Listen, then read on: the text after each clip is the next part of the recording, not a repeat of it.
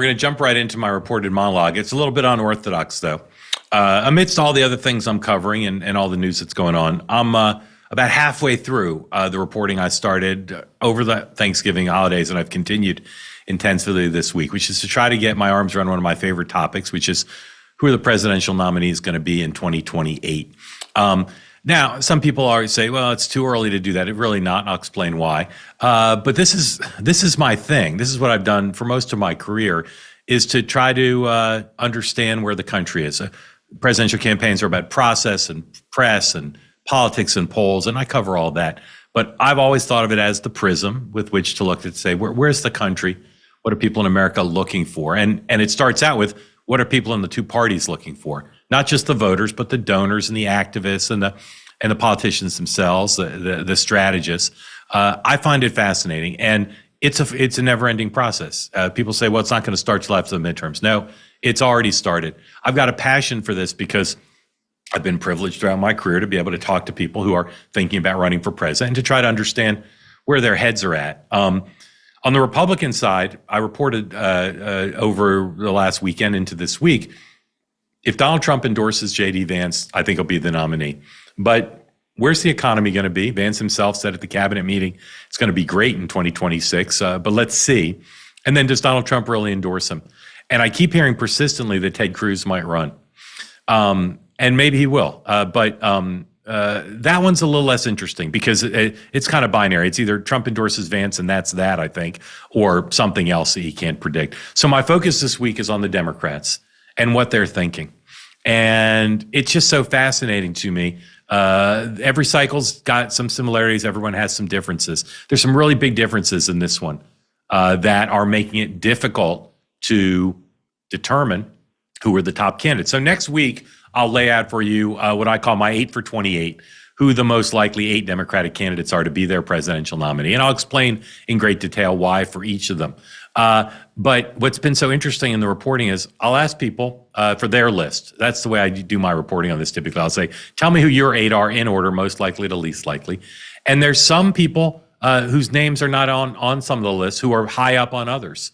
That's not unprecedented, but it is a little bit unusual. So I'll talk about some examples, but to say here are the top 8 and then someone who I trust, I'm only asking people who have very good judgment about this stuff and experience, they'll have someone at number 2 who won't even be on someone else's list, or someone at number 3 who will be number 8 on someone else's list. What does the party want? And again, just to be clear, we're talking about the nomination here. We're not talking about who can win a general. And I get so many questions that are confused on this, even from people who are pretty sophisticated about politics. They'll say, well, is Gavin Newsom's California record going to hurt him when he runs for president? Well, maybe it will hurt him in the nomination process. It'll certainly be a factor in the general if he's the nominee. But gaming out the nomination is different than gaming out the general. And all I'm doing now at this phase with you today and then next week is, who's the nominee going to be? Who's the most likely nominee? People say it's too soon to start, and no doubt it will ramp up. But people are already thinking about it, including the prospective candidates, including the people around them. Why is there something of a delay? Because we've never had such an unsettled early state schedule. And as you know, so much about winning a nomination for either party involves doing well in the early states. There have been some exceptions. Joe Biden won the nomination without doing well in Iowa, New Hampshire, and Nevada, but it usually doesn't happen. But the calendar's not set for the Democrats. We literally have no idea what states will be early and meaningful. New Hampshire always says they're going to go early no matter what, but will it be meaningful? We don't know. Will those delegates count? How much will candidates go there? So that slowed things down a little bit. It's allowed them to not have to be out there as much as they might be, but it's also forced this delay, and it makes it very hard to break through. Right? One way you can break through early on in a traditional old schedule where Iowa, New Hampshire, South Carolina were the first 3 is you could, in the year after the previous presidential, where we are now, the first year of the cycle, you could go to those states and start to get a buzz going, maybe move up in the polls, get what I call the virtuous cycle going, get some good press clips out of New Hampshire, send them to donors, raise some money, get some articles about how you're raising money, see your poll numbers go up higher, get more buzz, media buzz. it's hard to get that virtuous cycle going. And very few of the prospective candidates have done that this year. There's other metrics of success to look at, which are important now. Again, we're just talking about the nomination fight, and will be important in a presidential contest, which is grassroots fundraising. There's three kinds of fundraising if you're running for president. There's big donors who bundle, right? Rich people who know other rich people. They'll throw an event for you. Everybody and their spouse, maybe their adult kids, kick in the maximum amount, about $3,000, and you raise $1 million or $2 million if you're doing really well. Then there's a super PAC where people can give you unlimited money. It's that grassroots fundraising that's so powerful. And one of the mysteries, this is true in all of politics now, not just presidential, is who's good at grassroots fundraising? What makes a good grassroots fundraiser? The example I always give is Marco Rubio. When he ran for president in 2016, was not a good grassroots fundraiser. He hired one of the best firms to make content for grassroots fundraising online and social media.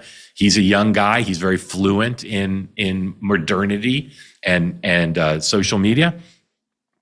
His brand should be good for that, but he wasn't.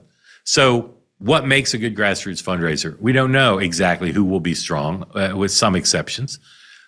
All these ambiguities. The three things I'm focused on now to evaluate who's in a strong position are three things that the Democratic strategist Steve Elmendorf said in explaining Donald Trump's early success in this administration. In this term, Steve talked about the 3 A's. And I think if you're trying to evaluate anybody in politics today, but in this case specifically, people who might run for president in 2028, the 3 A's: action, attention, and authenticity. Action is you're out there doing stuff. You're showing, demonstrating an engagement. Attention is people are covering what you're doing. You're being covered in traditional and new media. And then authenticity. People want to see somebody who seems like they're a real person, someone who's talking about stuff that's meaningful to them. Okay. The midterms next year, coming up soon. There's primaries early in the year. So if you want to be a successful presidential candidate for the Democrats in 2028, there's no better proving ground than the midterms next year. You got decisions to make about endorsing in competitive primaries.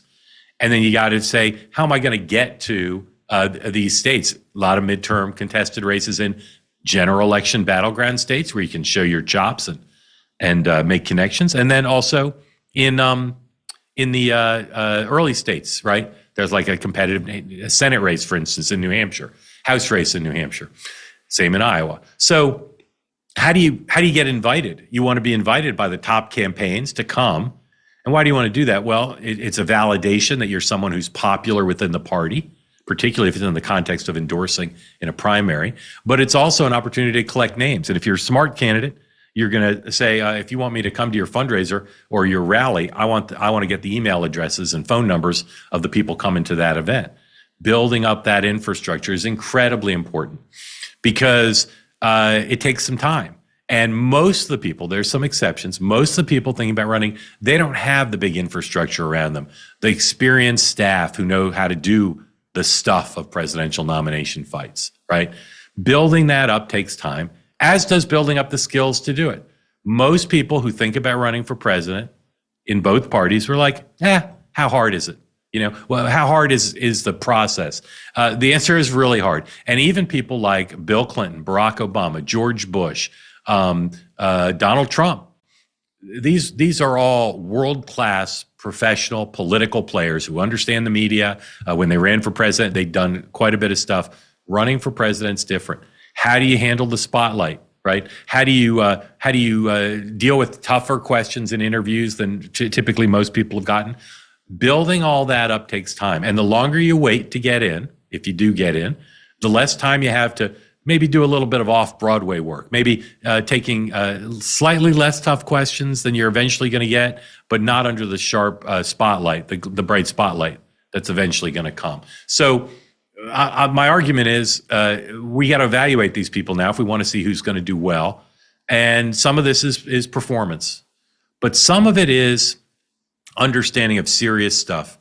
It's one of the greatest things about this process is it tends to reward people who've thought a lot about the country, who've thought a lot about where we are at this moment whatever the moment is for a particular person.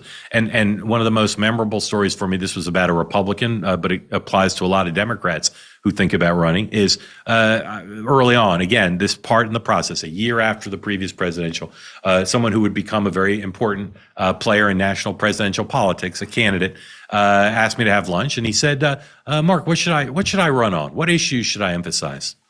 And I said, if you got to ask me that, there's a problem here, because you shouldn't say, I'm going to run and then figure out what you want to do.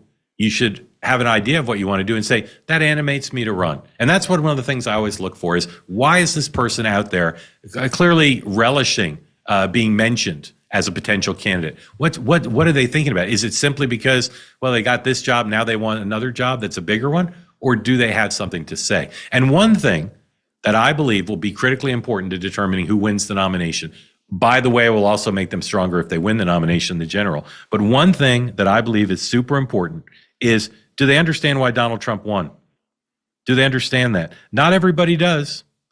Very few people do. And it's something I think about all the time. I can't answer it perfectly, but I got ideas about it. So right now, there's two people who I think, I'll tell you this, are the two most likely nominees. And I think there's reason to believe they'd be amongst the strongest general election candidates. Governor Newsom of California, Governor Shapiro in Pennsylvania. They've thought more and more in a more sophisticated way about why Donald Trump won than almost anybody else in the party. And they've done that because they're intellectually curious. They've done that because it helps them govern their states. But they've also done it because they know chances of winning the presidency, no matter who the Republicans nominate, but certainly if they nominate J.D. Vance, are greatly enhanced if you can understand why Trump won, because then you can speak to Trump voters. And we saw with Gavin Newsom take some heat because he's had some conservatives on his podcast. We see Governor Shapiro all the time talking about the party and Trump voters. Really important. And then policy, of course. What have they done in their careers that suggest policies that might be valuable if they're president? The other reason to get going, I believe, is to get ready, to get their families ready, right? A lot of the people thinking about running have younger kids in an age that it would be, to say the least, disruptive to their families if they ran. Okay, you got to get them ready for it if you're going to do it. Once again this week, Governor Newsom said at a New York Times event here in New York City, I'm paraphrasing, but he basically said, I don't think about running for president nearly as much as people seem to think. And part of that is his kids. Governor Shapiro also has young kids. And having young kids now, like when George Bush ran, George W. Bush, his kids were, early teen, and Chelsea Clinton, same thing, the Obama girls. They were at an age where that would be disruptive. Wonderful opportunities if they win, but very disruptive. But now we're in the digital age. And every one of these kids, if they're not already on social media, they will be someday. That's a big process to get ready for. And what's going to happen, I can tell you this right now, with some of the people who are talked about relentlessly as potentially being the Democratic nominees, potentially running for president, they'll wait too long. They'll wait too long to think about raising money. They'll wait too long to think about their vision for the country. They'll wait too long to think about how to get their family up on board for this. And then they'll delay it, and they'll say, well, there's no early states to go to yet because we don't have the calendar, and nobody but Newsom has really gotten a big leg up. I can wait. And then we'll get to about a year from now, after the midterms, the holidays approaching, and they'll call all their staff in and they'll say, okay, let's evaluate. Like, what's it going to take to run? How much money do we need to raise? How are we going to raise it? Who can we hire? Who's our pollster going to be? Who's our ad maker going to be? Who's our digital person going to be? Have we scrubbed the kids' social media yet? And then the holidays will come and be like, well, that's a lot to get going. That's a lot to do. And for some of them, I believe, based on history and based on looking at some of these folks, they're going to say, nope, not ready to do it. Not this time. It's not our cycle. And so you're going to see people who end up not running. If you're a homeowner in America, you need to listen to this. The FBI has been warning you about a type of real estate fraud. It's on the rise, and it's called title theft, and your equity is the target. Here's how it works. Criminals, they forge your signature on a single document. Then they apply a fake notary stamp. Then they file it with the county. And boom, just like that, on record, they own your home. Using your ownership, they can take out loans against your equity. They can even sell your property. and you're not going to know about any of this until the foreclosure or collection notices show up in your mailbox. That's why I'm partnering with Home Title Lock, so you can protect your equity and find out right now, today, if you are already a victim of this crime. Use my promo code MARK at HometitleLock.com, and you'll get a free title history report and a free trial of their $1 million triple lock protection. That's 24/7 monitoring of your title records, urgent alerts to any changes that occur, and if fraud does happen, their US-based restoration team will spend up to $1 million to fix it. Don't be a victim. Protect your equity today. That's HometitleLock.com. Use the promo code MARK.